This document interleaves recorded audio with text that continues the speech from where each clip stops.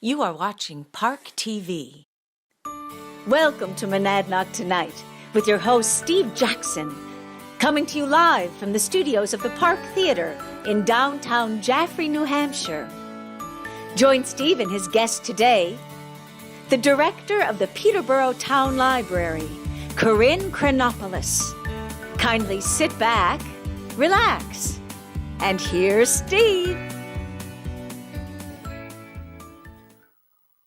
Well, good afternoon, and I apologize. On my countdown, thank God I have got a producer like Kim Graham who tells me you haven't pushed the live button yet. Our countdown was going, but we weren't coming out to you.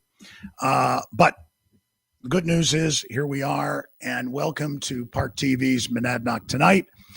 It is Thursday, July 16th, 2020. It's about 5 p.m. here on the East Coast, and this is show number 34. And yes, I am Steve Jackson, the CEO of the Park Theater and your host for this program, and we are so glad that you have joined us. We have a great guest today from one of the local libraries that's right next door to us in Jaffrey. And we have, because it's Thursday, it's a Go Monadnock Best Bets segment. So please stick around. But first, a couple of notes. And one of them, and some of you may be participating in this right now.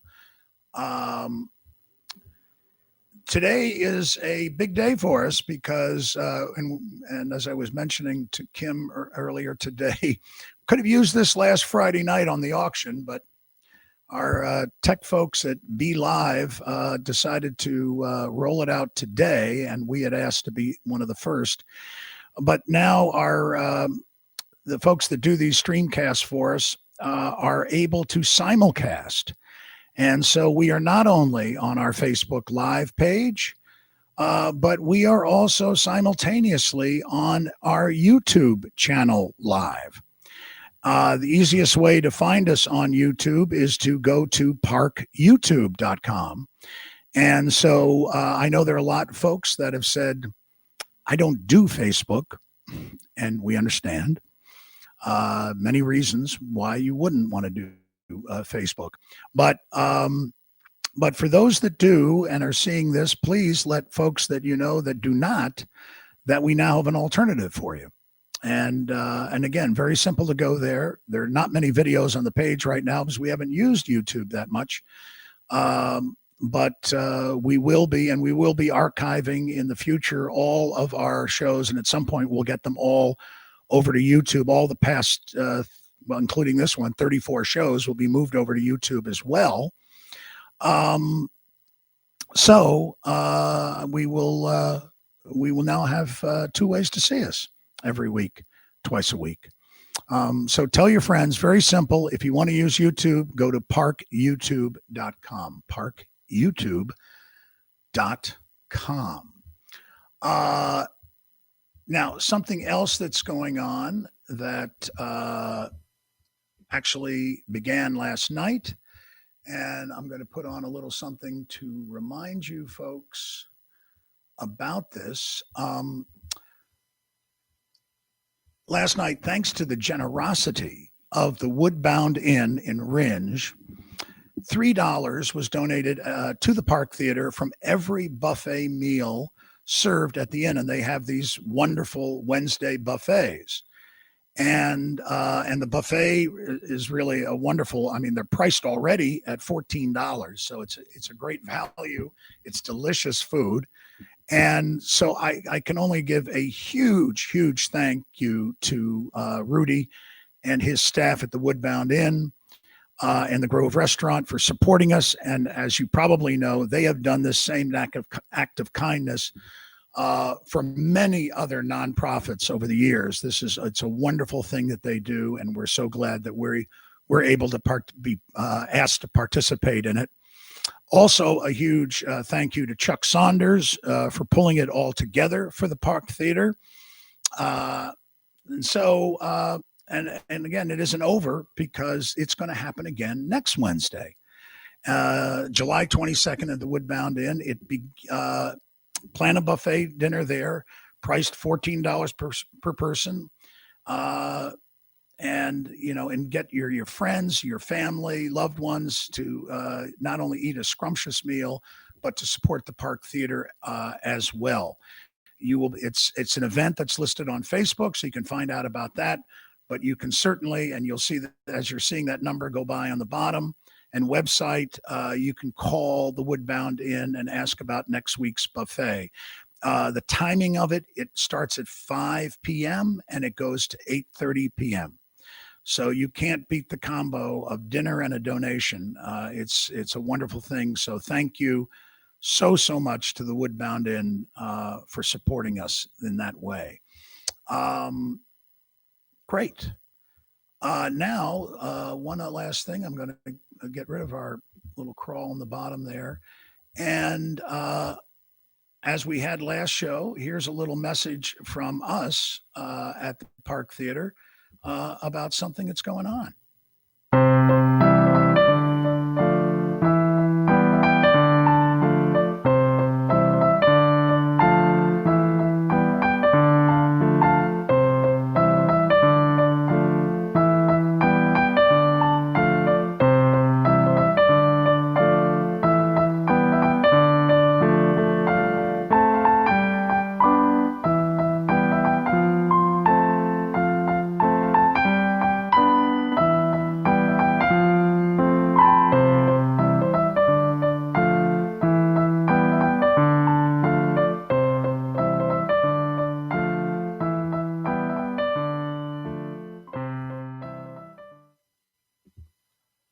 So yes, we still have seats available.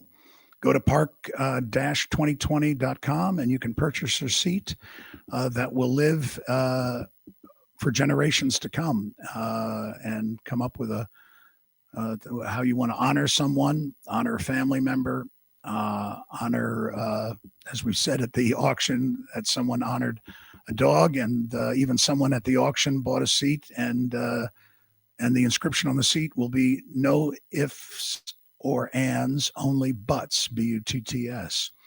So that you can have some humor within decency. You can have some humor with naming a seat. But please take a look. Go to park-2020.com and you can find out all the information about naming a seat in our brand new William David Epps Auditorium.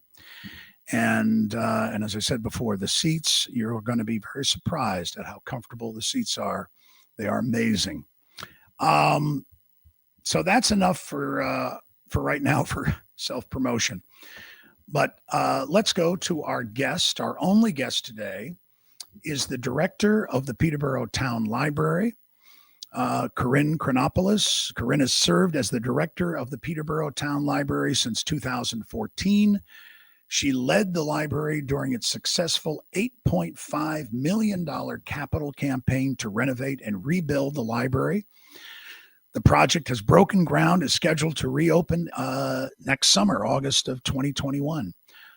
Corinne works with her team to provide innovative and expanding library services to the community, including continued education, programming, early literacy curriculum, technology classes, and a quality collection of over 35,000 items.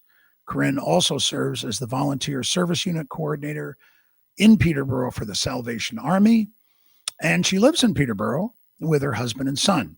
So let us bring Corinne into the show, and there is Corinne. Welcome, Corinne.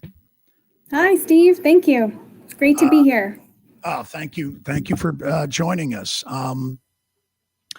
The library, certainly you've got a lot, and we've got a lot to ask about with what's going on at the library. Libraries are such an essential part of community, town, city life.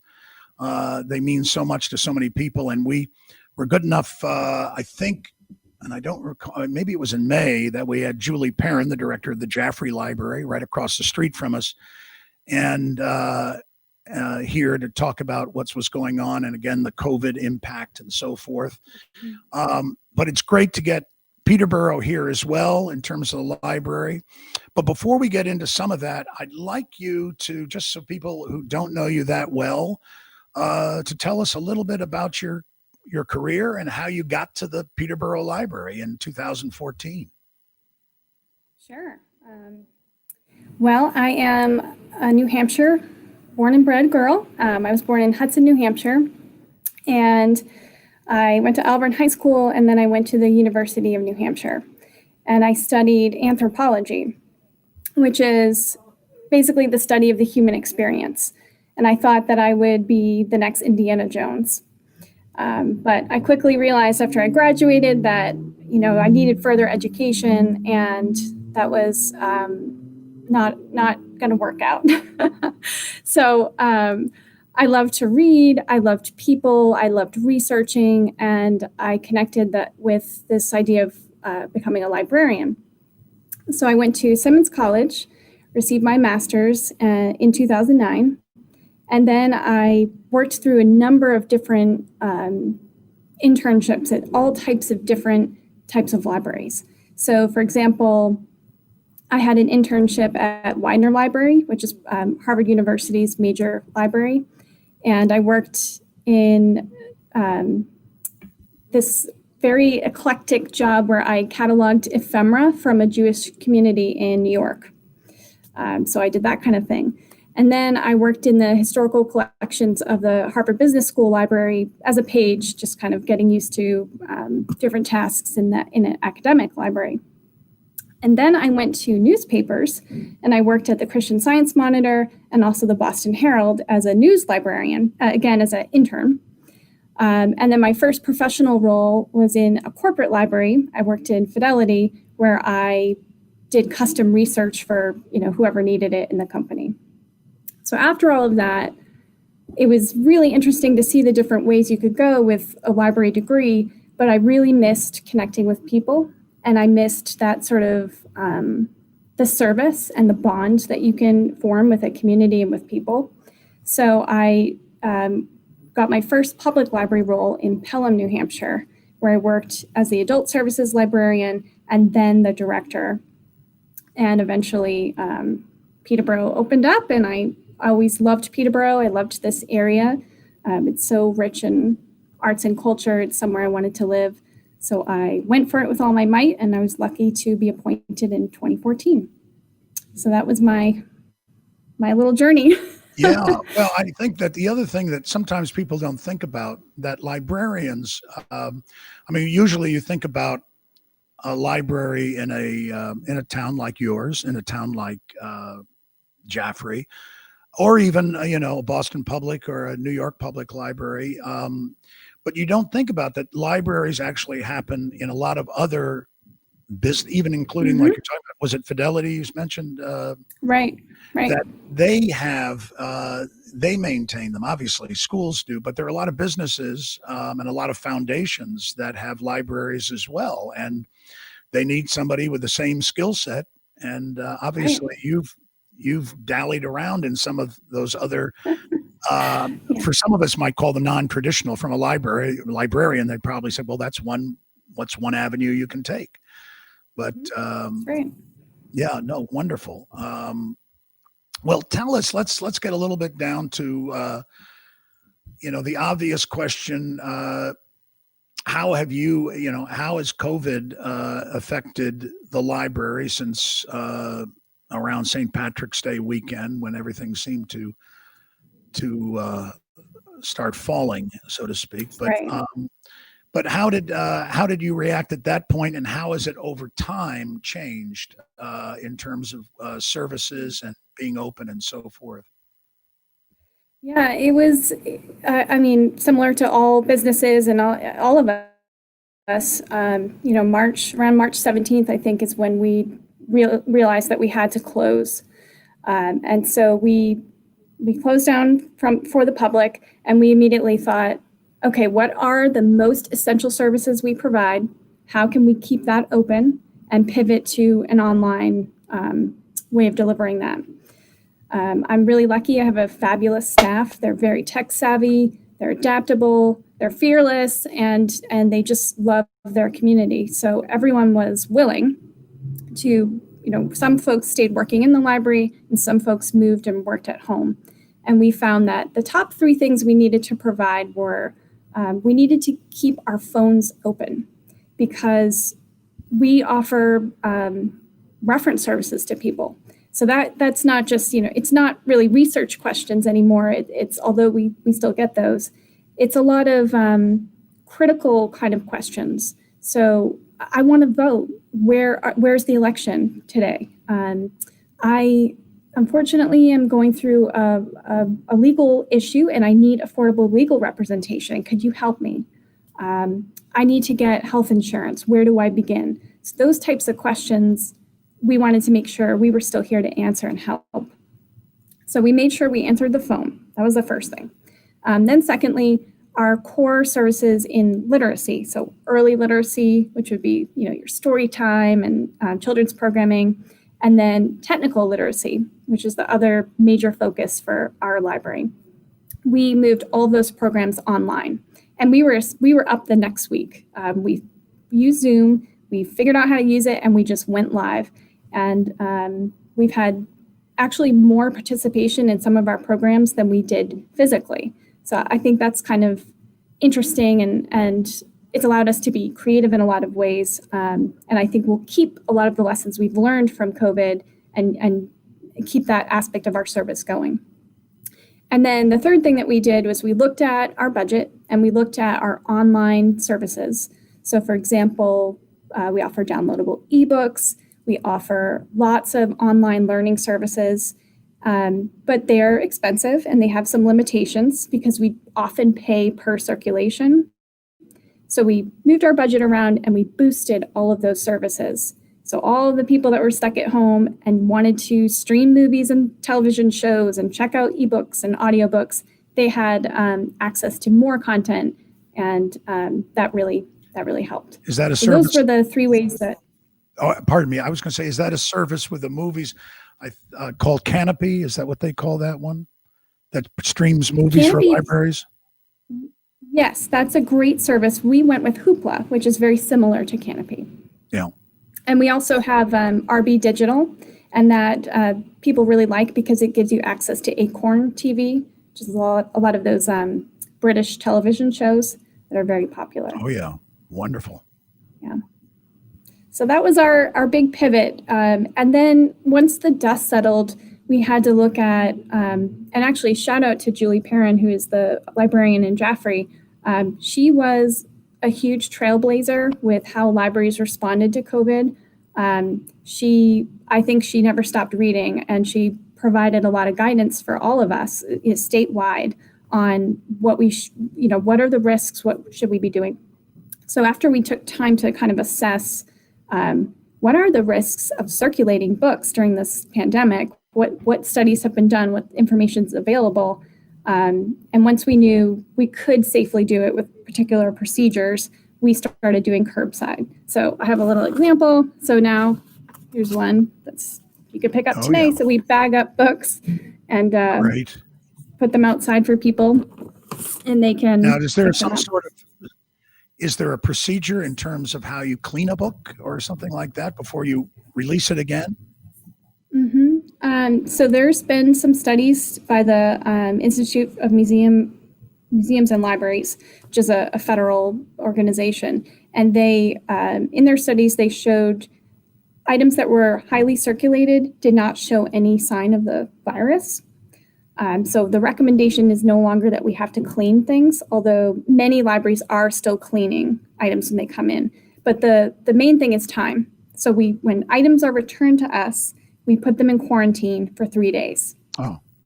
That's enough time for things to be eradicated. Yeah. And then and often when you check something in and reshelve it, it's really not touched for much longer than that. So we feel confident that that we're being safe and people can check out books and feel okay about that. And how long from when you closed the library to when you were doing curbside service? How long? When did you start doing curbside service? So, in the middle of this, we were lucky that we got a green light on the library project. So, the library project I've been working on since 2014. Others have been working on in earnest since 2010. And we finally got all of our funding in place, and we got a green light that construction could begin June 1st. So we heard that news, I think, somewhere around March 25th or something like that. And so in addition to pivoting to offering all these online services and reacting to the pandemic, we also had to move the entire library, find a place to move it, rent it, find movers, and then safely move 35,000 plus items, staff, furniture. It's amazing this hair is not gray. But we were able to do that safely. And with minimal staff, we had a great local mover that helped us. And we are over at Monadnock Plaza, which is where I'm right next door to the Pearl restaurant on this side and the Bantam restaurant on this side. My wife and I had noticed that the other week that you guys were over there. Yeah, it's our new location. So you can see behind me, it used to be a Radio Shack. So you can kind of see, it still looks shacky. But all that to say, we weren't able to move to curbside right away, but we started, I think, on June 1st, the same day as our groundbreaking. Wonderful. Well, let's, there are a couple of more questions that I wanted to ask before we get to the future with your new expanded and renovated, rebuilt, all those type of words of the new library that's coming, literally being built as we speak.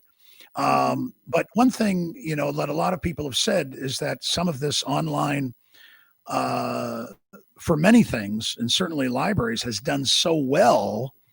Is it making the physical space of a library, is it necessary? Is it become a little bit less, relevant when people are getting used to getting so many of these services online? So what are your thoughts on that in terms of the importance of the physical building? Yeah, that's a great question, Steve. And it's one I'm asked, especially during the fundraising of this project. I'm constantly asked, why do we even need a library anymore? Everyone can get their ebooks online. Does anyone even use the library today? People often ask me. But of course, the answer is yes. We average 200 visits. Before COVID, about 200 visits per day. So people are using the library not just for access to physical materials, which many people prefer to use, as well as online books, but people are using it to connect with others. It's really a community building that people can come into, see a warm face, connect with others, have a physical third place that they can spend time in, and have access to resources that they might not otherwise afford, or just even think to access on their own, right? So it's not just about providing the resources. Librarians, especially in public libraries today, we curate materials and put it and encourage people to explore and engage. So it's really about, for example, maybe there's a topic in the community right now. A lot of people are talking about racism, and they need access and they want to learn more, but they're not sure where to begin. The library can curate that list, can put those programs together and help the community explore together. So I think of the library as this kind of interactive, hyper-local, community-based service that's really beautiful because it's funded by the people and it's all for the people. Can you tell them? I'm like, whoo, libraries. Well, and I I get really pumped up when people ask that. There is a communal aspect to a library. I mean, I think even though everyone is, there's something about just the environment of people in there, and obviously people are in there learning, and their new experiences they're either reading about, looking at online, but they're doing it all together. And so I think there is some aspect, which is certainly what we're about, is a communal experience. But I think that transcends over to libraries, that I think people, and you do when you go to a library often, you get to know someone because they go to the Mhm. library often. And Right. yeah.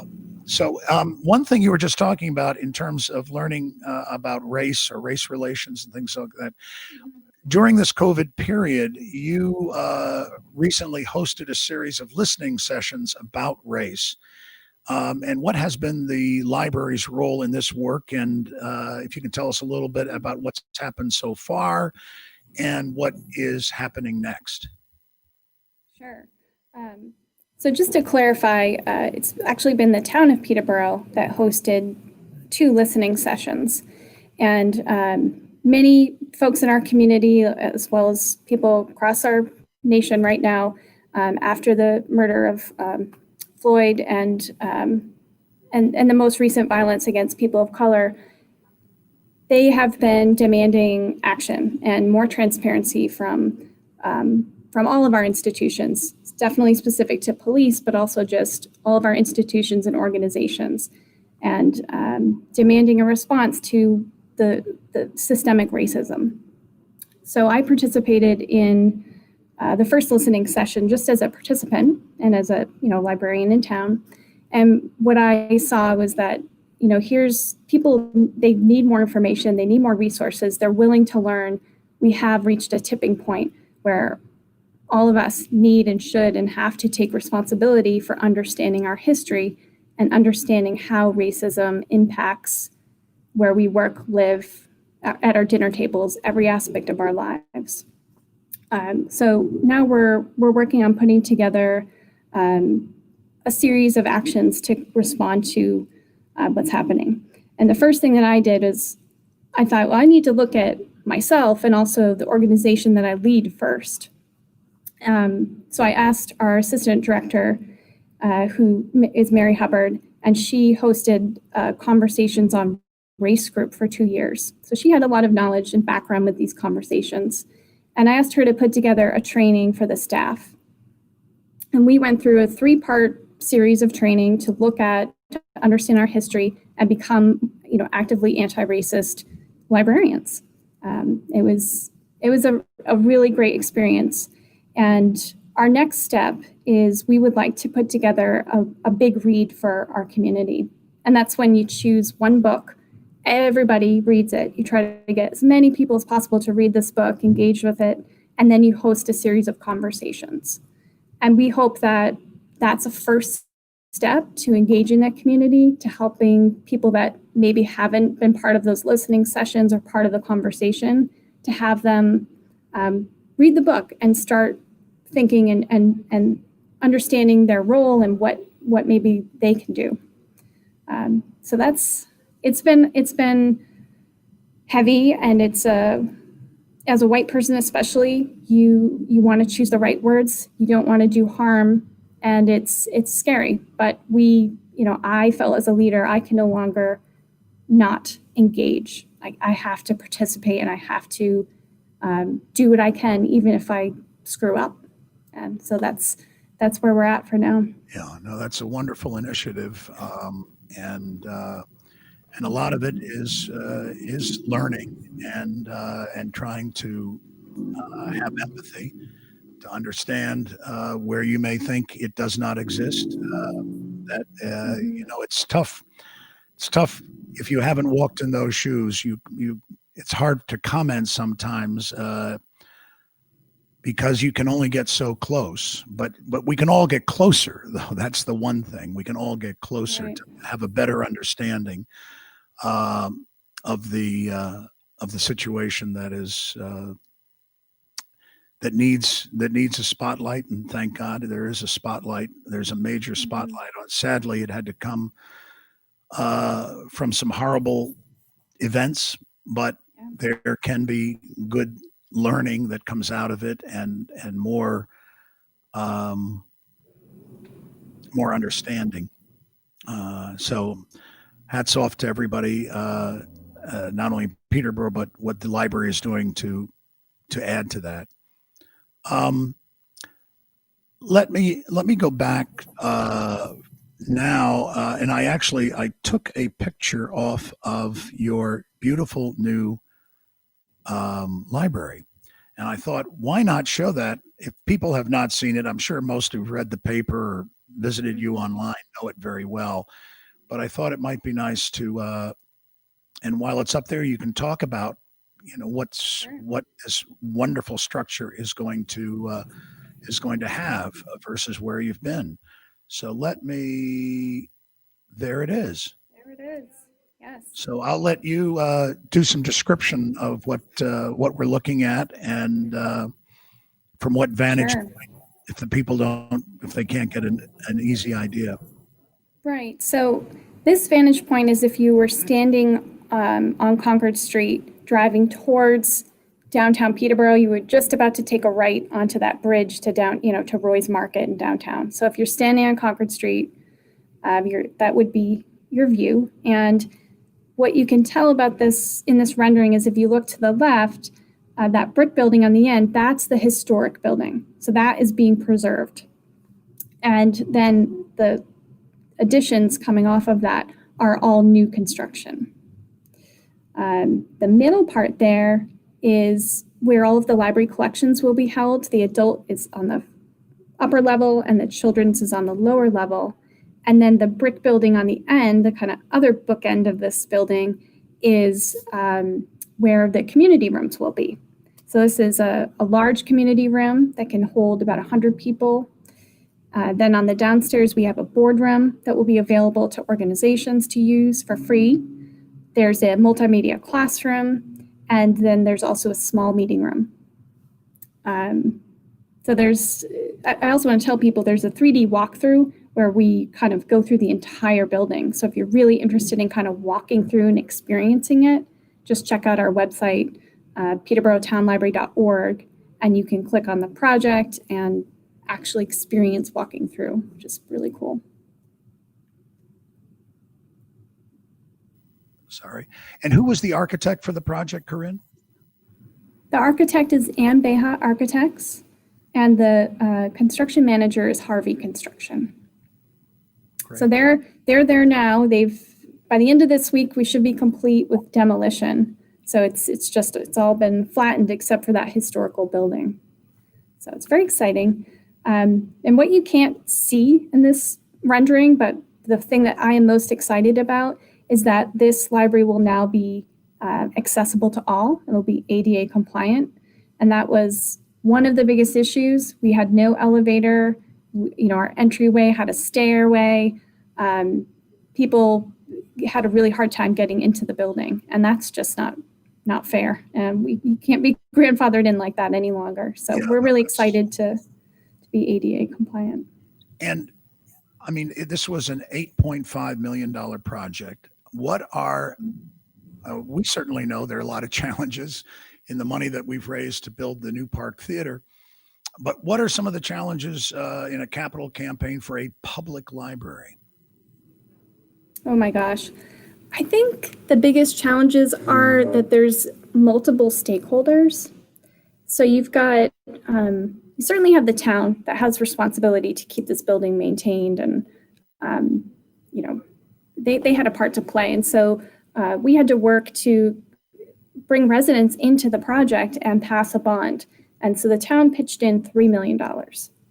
Then the rest of that, the $5.5 million, needed to be raised privately. So we have an elected board of trustees. We have a nonprofit that was created, and they have a board of trustees. We have a friends group. They have a board. Then you've got the public and all obviously the private donors and foundations. So there's just all these different folks that need to be communicated with and do their part to make it happen. And I think that was the best part of the job in a lot of ways, because I love people and I got to, be in charge of making sure I connected with all of those stakeholders. But it's also, it's very complex when you've got all those different streams coming in to fund the project. But you've done it, and you are. So I'm going to leave you today with from everyone at the Park Theater. Congratulations on another community project that is going to enhance Peterborough and the surrounding communities because of it. So congratulations to you and to your team and to your trustees and to the town of Peterborough. You've got a gem on the way. Thank you, and congrats to the Park Theater. I think it says a lot about our region that these projects move forward. It does, and it's great that each town has something new and very special coming to it. That's for the people. I mean, that's why they're being built. It's for the people. Right. Well, thank you so much for being here, Corinne. We will have on our show notes, everyone. They need to be updated, I know, but we will make sure that we have, again, peterborotownlibrary.org and any other links that, Corinne, that you'd like to put there. So when people look at the archive shows and if there's anywhere else to go or contact to be made, just go to our show notes at theparktheater.org and you can find them very, very easily. So Great. Again, thank you, Corinne. Hope to see you soon again. And again, congratulations on the build of the new library. Thanks, Steve. It was great to talk to you. Thank you. Okay, bye-bye now. Bye. Yeah, it is. I mean, these are wonderful projects. There's, a new library for a town or an expanded library, a new theater. I mean, these are precious things that make communities stronger and more vibrant and more alive. And, and as Corinne said, of just making them even more accessible.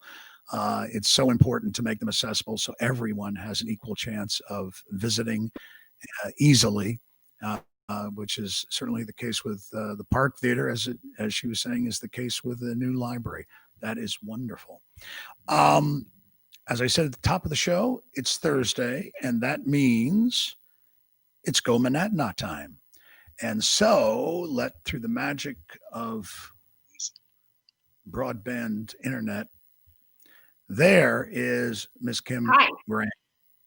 And Kim, as I think everyone knows by now, at least if you know our show, is the editor and founder of GoMonadnock.com, which enlightens people about what goes on that's of interest and that is special in our very special region. And I send it over to Kim. Thank you. What is special and interesting for folks to do online or offline this coming week? Well, so our top 5 things newsletter went out today, as it always does on Thursday mornings. And I used to do videos on Monday to kind of showcase what was happening during the week, but I'm a one-woman show and that was really hard to do. So I'm trying to incorporate that more on our social media because, there's live music that happens in Peterborough on Thursday afternoons at noon. So there's some things that are missing, but this newsletter focuses on, like I said, the top 5 things. So Friday night, I had to think of what day it is. It's Thursday. Friday night, the Peterborough Community Theater is hosting its first new film in the theater. So excited about that. They've got some regulations for masks and distancing, but Military Wives is going to be their first movie that they're showing. So there's information for showtimes and like I said, their new rules, and then also a trailer on our website. Last week, music in Depot Park was supposed to happen, but because of rain, it got called off. So tomorrow night, there will be live music in Depot Park, which is just right there in Depot Square in Peterborough. Ishna is playing, and they are a local Celtic Irish band. So that's at 6:00. There's live music Friday night and Saturday night on the patio of the Hungry Goats Eatery in Greenfield. So Greenfield folks want to take note about that. Monadnock Summer Lyceum happens on Sunday. And again, that's digital. So, it's easily accessible. But then one other thing I wanted to make mention is that the Monadnock Center for History and Culture is having their 11th annual Fairy House tour on Saturday. My daughter and I went last year and made some fairy houses. So you can do that on Saturday. You can also go around the grounds and find other fairy houses that people have put out, or Michelle might have some other, little fairy doors and other things for the kids to find. So this is a great time to dress up in costume, get your little fairy wings out, and it's free and open to all. So that's it's going to be exciting this weekend. So lots of choices to get out there this weekend. So Very good. yeah. Well, thank you. And as I always remind people, you need to be on Kim's email list and get it fast, get it first, and you'll be able to. Yeah, I was just going to say, there was 34 new people that signed up last week for the newsletter. There you go. There you go. I was happy about that. Yeah. Yeah. Well, I think it's a testament to how you curate what you're finding, and I think people talk about it. But Kim does the hard work, so you don't have to. Yeah, exactly. And she finds the interesting stuff, and she has a network of people that she knows around the Monadnock region that get this good information to her as well. So sign up for an email subscription free of charge, and go to it's very easy. Go to gomonadnock.com. And that's it. Yep. Well, Kim, as always, thank you for your segment. And as everyone knows, Kim is also our volunteer producer. And so we really have to thank her a lot for everything that she does in finding guests, booking guests, whether they're music or we're interviewing like we just did with Corinne. And in fact, we can announce, we haven't put up who's on Tuesday's show, but we can announce on next Tuesday, July 21st, Kim, who will be on the show? Jessica Gelter, if that's how you pronounce her last name. Gelter. Yep, from Arts Alive in Keene. So the Ewing Arts Awards had to be postponed. The awards were still given out, but they're going to have a virtual awards ceremony at the end of the month. And actually on our website, we have a list of all the winners. So she will be our guest on Tuesday talking about the winners and the process and what's going to happen on the 29th. She helps all of the arts in our region, and she supports, and she's been a great supporter of the Park Theater as well. So she'll tell you more about, if you don't know what Arts Alive, and that would be incredible if you don't know something about Arts Alive. But if you don't, Jessica will be able to tell you the history and what this organization has done for the arts community in our region for many years. Yeah. So that's Tuesday. We will see you then. Kim, have a great weekend. And we say goodbye to Kim. And as always, thank you, thank you, thank you. You're welcome. Bye-bye. Bye. All right. This is the end of our show, sadly. And we thank Corinne Chronopoulos for being our guest today. And we just thank Kim, and we thank her again. But let me just say, if you ever would like to consider, if you're a business, a foundation, an organization, an individual, if you'd like to sponsor our show, please contact us. If you have a question about our show, if you have a guest idea for our show, a performer idea for our show, please contact us by emailing us at parktv@theparktheater.org, or call us at our administration office, 532-9300, 532-9300. And we will, we'd love to talk to you. And also, as we say at the end of every one of our shows, please be safe, be healthy, be kind to others, be hopeful, because we can do this. This is Steve Jackson for the Park Theater signing off. We will see you Tuesday. And again, have a great weekend. And that's that.